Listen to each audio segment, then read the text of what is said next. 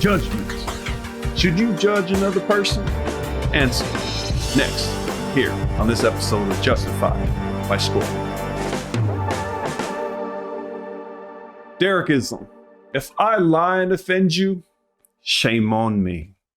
But if I tell the truth and offend you, I'll go ahead and let you finish that.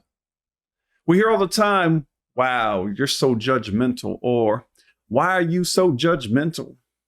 My response is to always test the claim against itself. It doesn't pass the test of logic. Aren't you being judgmental by calling me judgmental?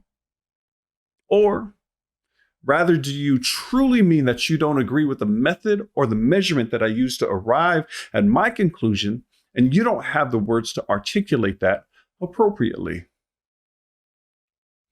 Example, if I said, you really shouldn't wear that in church, and somebody responded, that is so judgmental.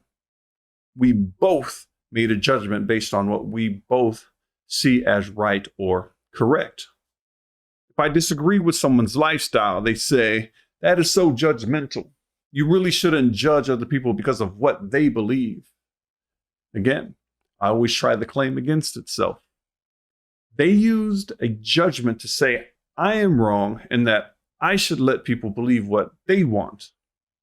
Now, but if their judgment were accurate and I should let other people believe what they want to believe, shouldn't that same logic apply to me?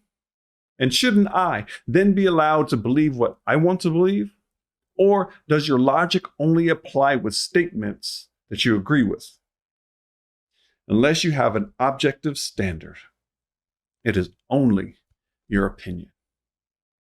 The definition of judgment is the process of forming an opinion or evaluating by discerning and comparing.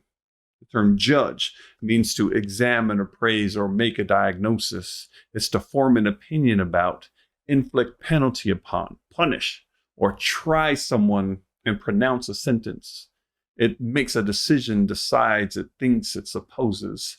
The term judgmental is a compound of just and dicere, which is to say or declare. Judgment is then to declare solemnly what is just. The problem of some of these judges is they are not pronouncing what is just or right. Rather, they're just out here decreeing and declaring their opinion.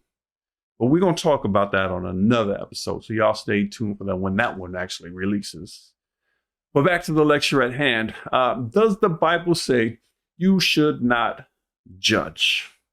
Many people conclude that making judgments on anyone, especially coming from a Christian, is wrong because the Bible says, judge not, in Matthew chapter 7, verse 1. If you stop right there, you might be right.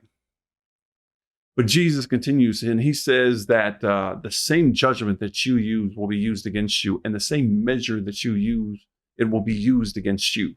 He also says, take that plank or that log out of your own eye first before you take the speck out of your brother's eye.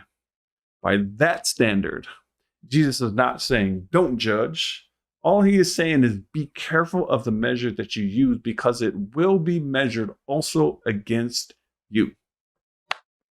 Ephesians 4:15 says, but rather, speaking the truth in love, we are to grow up in every way into him who is the head, into Christ. Even if you're not a Christian, the intention of your speech matters. Are you speaking in love, or are you speaking to exercise authority over? Are your intentions to lord over other individuals? Show them that they're wrong and they need to follow your ways? Or are you genuinely intending to keep them from an erroneous or a dangerous path? If you haven't seen my past episodes on truth, you most definitely want to go watch that several times. The goal should always be to tell the truth. Make sure that your judgment is true, and to tell the truth in love. Telling the truth in love will allow growth and keep others from a dangerous ground.